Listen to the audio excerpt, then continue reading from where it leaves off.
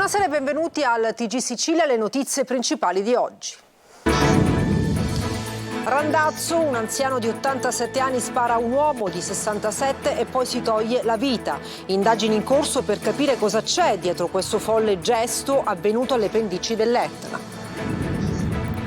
Catania, a distanza di 3 anni dal conflitto a fuoco in cui morirono 2 persone nel quartiere Librino, arrestati altri 2 esponenti del clan Cappello. Cardiochirurgia a Taormina, il presidente Schifani ha ricevuto una delegazione di genitori e lavoratori. Ipotesi deroga al decreto Balduzzi per evitare la chiusura del centro di eccellenza per i bimbi cardiopatici.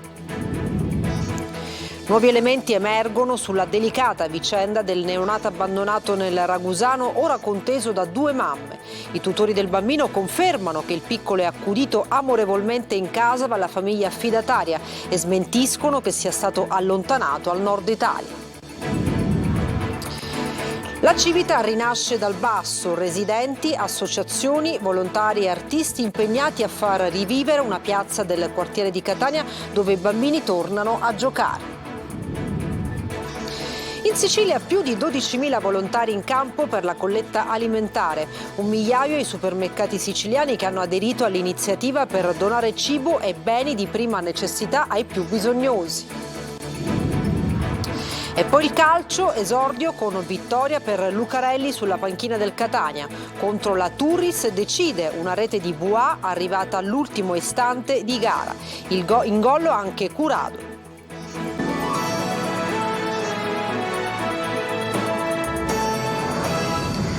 Tragedia a Randazzo nel Catanese. Un anziano di 87 anni spara a un uomo di 67 e poi si toglie la vita. Indagini in corso per capire cosa c'è dietro questo folle gesto avvenuto attorno alle 13. Manuela Corsi. Tragedia a Randazzo, nel Catanese, dove un anziano ha prima tentato di uccidere un uomo e poi si è tolto la vita. La scena è avvenuta attorno alle 13 in un'abitazione di via Sciarone. A commettere il tentato omicidio un 87enne di Moio Alcantara, che armato di pistola calibro 9 si è recato nell'abitazione del randazzese di 67 anni e dopo aver superato il cancello esterno ha sparato al proprietario ferendolo all'avambraccio e all'addome. Poi con la stessa arma si è tolto la vita poco prima di uscire. Il ferito è stato trasportato in elisoccorso all'ospedale Cannizzaro di Catania, dove è entrato in codice rosso. Al trauma center del nosocomio è stato sottoposto ad un intervento. Secondo quanto si è appreso, l'uomo non è in pericolo di vita ed è rimasto vigile e cosciente. Sul posto sono intervenuti i carabinieri della compagnia di Randazzo che indagano sul movente, cercando di ricostruire le personalità delle 2 persone coinvolte nel tentato omicidio-suicidio e le loro frequentazioni. Ci sono dei testimoni che hanno assistito a quanto avvenuto, stiamo assumendo a sommare informazioni chi appunto ha assistito a questa vicenda. Al momento si escludono collegamenti con la criminalità organizzata. A Catania altre 2 persone sono state arrestate a distanza di 3 anni dal conflitto a fuoco avvenuto a Catania in Viale Grimaldi, in cui morirono 2 persone. Si tratta di 2 esponenti del clan Cappello. Lorena Dolci. Una rappresaglia, decine di persone armate che si sparano. A terra rimangono 2 morti e diversi feriti. È l'estate del 2020. L'8 agosto di 3 anni fa, Viale Grimaldi, nel quartiere Librino di Catania, diventa lo scenario di un conflitto a fuoco fra 2 fazioni mafiose. La scintilla, questioni di gelosia legate alla frequentazione con una ragazza, ma la vera ragione alla base del confronto è la supremazia per le piazze di spaccio. Dopo 14 arresti effettuati nell'arco dei mesi successivi, altre 2 persone finiscono adesso in manette per quella faida tra esponenti del clan Cappello Bonaccorsi e del clan dei Cursoti milanesi. Nell'operazione denominata Centauri Ter sono stati arrestati Giuseppe Auteri e Giovanni Agatino Di Stefano, entrambi 42 anni, vicini al clan Cappello. Per loro l'accusa è di plurimo tentato omicidio aggravato dall'associazione mafiosa. Secondo quanto accertato, i 2 avrebbero preso parte al comando che avrebbe sparato contro le persone della fazione avversa. A contribuire alle indagini le dichiarazioni dei collaboratori di giustizia Carmelo Listo e Michele Vinciguerra, rivelatesi fondamentali sullo specifico ruolo svolto dai 2 indagati nel corso del conflitto a fuoco. Si chiude a Catania il cerco degli arresti eseguiti nell'ambito dell'operazione denominata Fossa dei Leoni 2, che giovedì scorso ha consentito di smembrare una fiorente piazza di spaccio in viale Grimaldi nel quartiere Librino. Nel giro di 24 ore sono state arrestate 3 persone. Sono Sebastiano Girone, Giovanni Lentini e Claudio Sciuto. Girone e Lentini, a distanza di un paio d'ore l'uno dall'altro, si sono spontaneamente presentati presso il nucleo operativo della compagnia Carabinieri di Catania Fontanarossa. I 2 sono stati rinchiusi nel carcere di Piazza Lanza, mentre Sciuto è stato bloccato appena giunto in scooter in un B&B di via Etnea dove era nascosto. Nella camera che occupava è stata sequestrata una pistola scacciacani che era nascosta in un borsone insieme ai suoi effetti personali. La manifestazione dei genitori, lavoratori ed istituzioni per il centro di cardiochirurgia pediatrica di Taormina. Una rappresentanza ha incontrato nel pomeriggio il presidente della regione Schifani a Taormina e ha chiesto che il CCPM non venga cancellato. Francesco Triolo. Tornate a casa, che vuole rimanere per le 4, però ciao Giorgio. Oppure li portiamo a mare. Una mattinata vissuta ad aspettare fuori da un albergo di Taormina il presidente della regione Renato Schifani, per poi sentirsi dire tornate a casa, ci vediamo alle 16. Al di là dei sorrisi, non è l'epilogo migliore di un sit-in pacifico, colorato, quello di genitori e piccoli pazienti del CCPM di Taormina, di medici, lavoratori e rappresentanti delle istituzioni che chiedono di non chiudere il centro di cardiochirurgia pediatrico. E così il previsto incontro è slittato al pomeriggio, con Schifani che ha ricevuto solo una delegazione di genitori e lavoratori. Innanzitutto le norme attuali non lo prevederebbero, perché è un decreto Balduzzi che fissa dei limiti minimo e massimo per l'inaugurazione dei quali sarebbe sufficiente e indispensabile soltanto una cardiochirurgia, anzi è soltanto prevista questa con i numeri che abbiamo.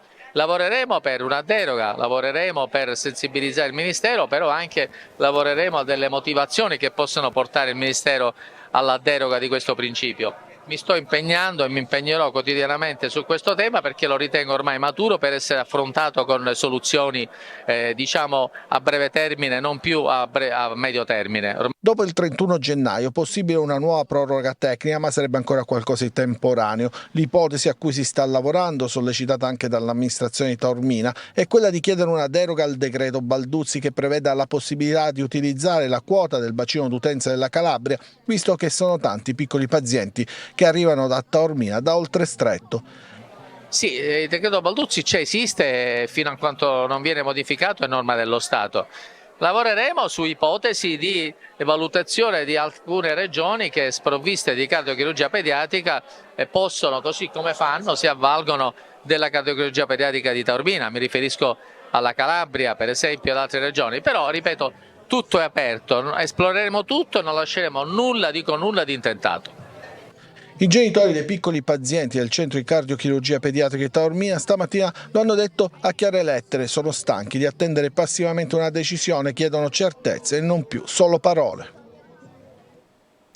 E ci occupiamo della vicenda del neonato abbandonato a Ragusa e ora conteso dalla madre biologica. Ci sarebbero nuovi elementi in questa delicata vicenda. I tutori del bambino smentiscono le voci di un allontanamento del piccolo al nord Italia. Eva Spampinato. Miele ancora a casa sua, con la famiglia adottiva che lo ha reso un figlio accettato, un dono del cielo, un bambino sereno. Ma in questa coppia di genitori e nei tutori legali che assistono il bambino adesso si insinua un dubbio, che qualcuno metta in giro notizie false, come quella dell'allontanamento del bambino in una località protetta del nord Italia e affidato ad una equipe di operatori sociali, magari per manipolare e influenzare l'opinione pubblica. Come tutore dichiaro che il minore è con coloro che sin dalla nascita lo hanno accolto. È quanto ci scrive il tutore legale del bambino da noi contattato questa mattina, che prosegue: la notizia secondo la quale il minore si trovi in una località protetta del nord Italia è del tutto destituita di fondamento. Intanto nella piccola comunità di Modica, dove ormai in tanti conoscono la storia e i nomi dei protagonisti, inclusa l'identità di Vittorio Fortunato, si fa strada una voce che potrebbe raccontare qualcosa di più del contesto familiare della mamma naturale. In famiglia c'è uno zio in odore di santità, riporta oggi il quotidiano La Sicilia, citando un'intervista televisiva del 2021 fatta dall'avvocato difensore della mamma biologica che voleva certificare la serietà del contesto sociale pronto ad accogliere il bambino. In questa intricata e delicatissima vicenda, dunque, si inserirebbe anche un altro nuovo elemento. E l'amore dov'è? Si domandano in molti sui social, dove l'hashtag Io sto con Miele è sempre più cliccato e commentato e dove la petizione per la raccolta firme continua a crescere di condivisione in condivisione. L'amore è possesso o rispetto del bene assoluto dell'altro? Una persona che ama veramente dovrebbe mettere il bene dell'amato davanti ai propri sentimenti e ai propri dolori, scrive qualcun altro. Incidente stradale a Furci-Siculo nel Messinese. Un 66enne di Savoca, Carmelo Taurino, è morto oggi mentre era alla guida di una Jeep quando per un malore ha perso il controllo dell'auto che è precipitata in un burrone. All'arrivo dei sanitari del 118 il conducente era già morto, mentre solo ferite lievi per il passeggero. Rischio salasso per i siciliani attraverso la Tari, la tassa per la raccolta e lo smaltimento dei rifiuti. È uno degli effetti della bozza del piano regionale rifiuti. Per avere termovalorizzatori funzionanti bisognerà aspettare almeno il 2030 e intanto sarà necessario ampliare le discariche e spedire i rifiuti all'estero. Maglio Viola. Ci vorrà quasi un decennio per aver funzionanti termovalorizzatori in Sicilia, 7 anni se non ci saranno altri stop lungo il percorso di approvazione del piano, ovvero via libera del Ministero, valutazione di impatto ambientale, gara e realizzazione. È quel che emerge dalla relazione allegata alla revisione del piano regionale dei rifiuti della Sicilia. Ogni termovalorizzatore a regime potrà smaltire 300.000 tonnellate l'anno quando sarà in funzione, ma le discariche siciliane nel frattempo vanno verso la saturazione. Secondo un calcolo degli uffici regionali si potrà continuare a smaltire per 1 anno e mezzo circa con gli spazi attualmente esistenti. Per questo sarà necessario ampliare le discariche esistenti, realizzarne di nuove con un orizzonte temporale di riempimento a 10 anni. Ma non basta. Nelle more della nascita dei nuovi impianti la spedizione di rifiuti all'estero o fuori regione diventerà stabile con accordi precisi. Un sistema che comporterà comunque l'aumento dei costi e il rischio di salasso nella tassa di smaltimento comunale dei rifiuti per i cittadini. Contro il piano si schiera subito Legambiente che dice no alle discariche ma anche termovalorizzatori. Ma distinguo arrivano anche dalla maggioranza. Per Nino Minardo, sicilianissimo presidente leghista della Commissione Difesa della Camera, occorre accelerare sul progetto termovalorizzatori. Il piano deve essere l'occasione per un reale cambiamento, ma è chiaro che senza poteri e competenze speciali alla Regione la realizzazione di 2 impianti nell'isola si allontana. Registro, dice però ancora Minardo polemicamente su questo tema, un continuo ping pong che non promette bene. Spero di essere smentito. Un quartiere di Catania, la Civita, rinasce con un intervento di riqualificazione dal basso. Residenti, associazioni, volontari e artisti impegnati a far rivivere una piazza dove i bambini tornano a giocare. Lorena Dolci. È giornata di grandi pulizie oggi al largo 17 agosto nel cuore della Civita. A prendersi cura della piazza di uno dei quartieri storici di Catania sono i residenti, grandi e piccini. Puliamo sempre perché almeno la teniamo pulita noi, che siamo residenti, e noi lo facciamo per i bambini comunque, per farli stare nel pulito. Ma questa scopa è più grande di te? La so. Questo slargo, aperto dalle bombe della guerra 80 anni fa, rinasce oggi grazie all'impegno comune di cittadini, associazioni, volontari e giovani artisti. I murales che già ricoprono i muri di queste case che si affacciano sullo slargo verranno sostituiti con dei nuovi interventi di street art, di comune accordo con gli artisti che ritengono concluso questo ciclo e vogliono che le opere d'arte rivivano di nuova vita. Le nuove opere portano lo sguardo di 2 icone catanesi, Sant'Agata e Franco Battiato. Mi piace l'idea che si avvicini più al tempo nostro. Una ragazza giovane che ha subito delle violenze e quindi ho deciso di darle un volto un po' più moderno. Franco, siamo all'inizio, quindi vediamo un po'. Messi i paletti nei varchi per evitare che la piazza si trasformi in parcheggio, qui adesso sorge un orto urbano, c'è spazio per i giochi, un luogo da vivere a cui contribuiscono anche giovani imprenditori. Questo quartiere era totalmente dimenticato a se stesso, oggi finalmente gli è stato donato lo spazio che si meritava. Noi crediamo che possa essere il nuovo punto, il biglietto da visita di Catania. Un modello di partecipazione dal basso che dimostra com'è possibile riqualificare la città attraverso l'arte e il senso civico. Più di 1000 supermercati siciliani che aderiscono alla colletta alimentare 2023, 12.000 volontari pronti a ricevere le donazioni di chi oggi fa la spesa anche per chi è in difficoltà. Il cuore dei siciliani è grande, dice il presidente regionale del Banco Alimentare, Francesco Aloi. Oggi ha fatto la spesa per lei, ma anche per chi è in difficoltà. Certamente, per chi ha bisogno, quando sia possibile, fino a quando ce lo permette la pensione. Gli scatoloni si riempiono. Quando la solidarietà chiama, i siciliani rispondono. Oggi è la giornata della colletta alimentare. Più di 1000 i supermercati coinvolti nell'isola, 12.000 i volontari. Oggi la 27esima edizione della colletta alimentare. Il cuore dei siciliani già in queste prime ore è grande. Tantissimi avventori hanno fatto la spesa per chi non ne ha. Si chiede, per una situazione di povertà sempre più forte, un po' della propria spesa, roba non deperibile. Verdure, legumi, passata di pomodoro, tonno o carne, tutto in scatola. Sono gli alimenti a lunga conservazione da preferire per la donazione, senza dimenticare i prodotti per l'infanzia. Una buona azione, chi ha bisogno. Cosa ha donato?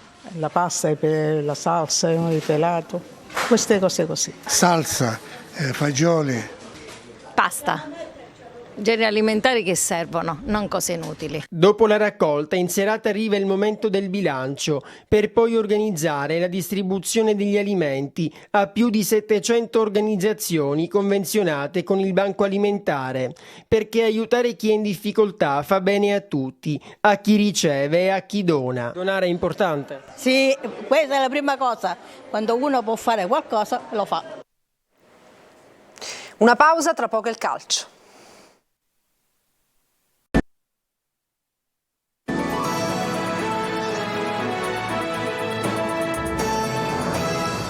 Bentornati al TG Sicilia, adesso il calcio. Il Catania batte la Turris con un gol di Buà all'ultimo secondo. Segna anche Curado, la cura Lucarelli funziona, squadra più propositiva che crea maggiori occasioni. Marco Carli.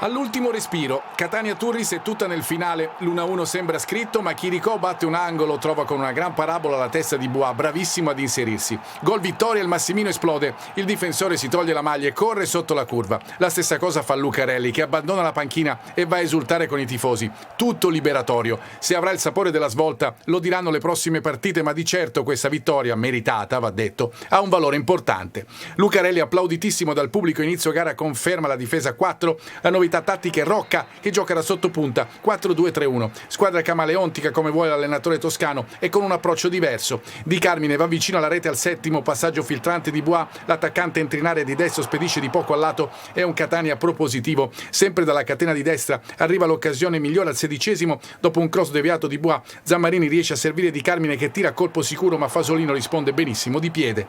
La Turris subito dopo va al tiro con Giannone e la conclusione si perde al lato, ma sono i rossazzurri a tenere il pallino del gioco. Chiricò serve benissimo di tacco Zammarini, arriva il cross per Rocca, la conclusione è potente ma esce di poco, oltre il palo alla sinistra di Fasolino. Il gol è nell'aria e arriva al minuto 38, calcio d'angolo di Chiricò, bellissima parabola e Curado svetta di testa e spedisce in rete. È il primo gol su palla inattiva in campionato, il Massimino esulta per la prima realizzazione del torneo di un giocatore che non faccia parte del reparto d'attacco.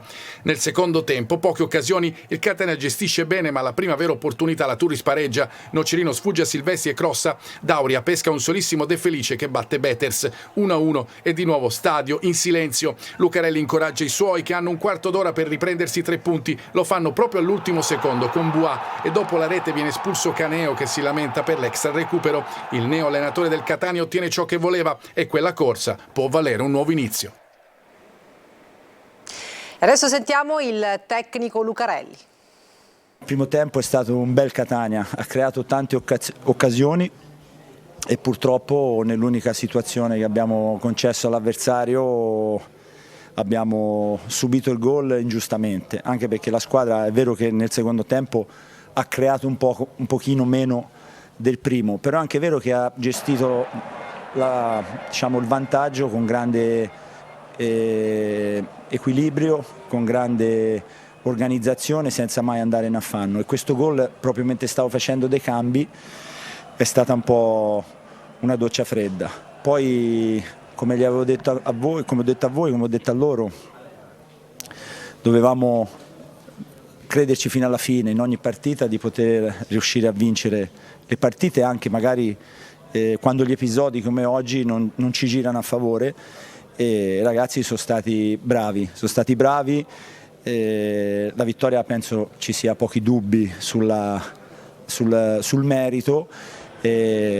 Ho detto ai ragazzi di cogliere questo segnale, perché potrebbe essere che il vento ha cominciato a girare. Trasferta in Puglia domani pomeriggio per il Messina, impegnato a Foggia, giallorossi senza vittorie da un mese in cerca di un riscatto dopo un lungo periodo di crisi. Sergio Colosi. La settimana più complicata della gestione Modica fa da prologo alla trasferta di Foggia, un appuntamento da circoletto rosso perché con appena 2 punti nelle ultime 6 giornate può essere crocevia del destino del Messina. Il terzultimo posto è più di un campanello d'allarme. I tifosi, dopo 2 mesi e mezzo di campionato, hanno riacceso la contestazione alla società con uno striscione esposto all'esterno dello stadio Franco Scoglio. L'atmosfera torna a farsi pesante, l'incantesimo sembra essersi spezzato, tutti in discussione, nessuno escluso, il presidente Sciotto, il tecnico Modica e i calciatori. Al Messina di Foggia, per essere competitivo, servono massimo impegno, concentrazione e umiltà, doti che hanno caratterizzato la prima parte del girone d'andata. I pugliesi, decimi con 18 punti, 7 in più dei giallorossi, non vincono da 5 turni, ma nell'ultima trasferta hanno imposto il pareggio alla capolista Juve Stabia e inseguono il 6° successo consecutivo nei precedenti con i peloritani. Mi aspetto una reazione emotiva, una reazione di testa, una reazione di piglio di squadra che può fare il suo dovere appieno, considerando che mi aveva già abituato a vederlo in grande condizione fino alla partita di Crotone, quindi dobbiamo resettare, tutto parte dalla testa e lì abbiamo cercato di poter lavorarci, poter parlare, poter condividere anche questo momento delicato. Ho avuto l'ausilio di avere il patrono accanto ed è stato molto carino con la squadra, carino con tutti, e quindi è una forza in più, però adesso c'è la gara è importante e dobbiamo affrontarla con grande piglio. Nel Messina rientrano in difesa Ortisi, che ha scontato la giornata di squalifica, e a centrocampo Franco, escluso dall'inizio contro il Latina. Panchina per Emmausso, non convocati Lie e Buffa. Ci sono invece Ferrara e Luciani. E per questa edizione ci fermiamo, grazie per averci seguito e buona serata.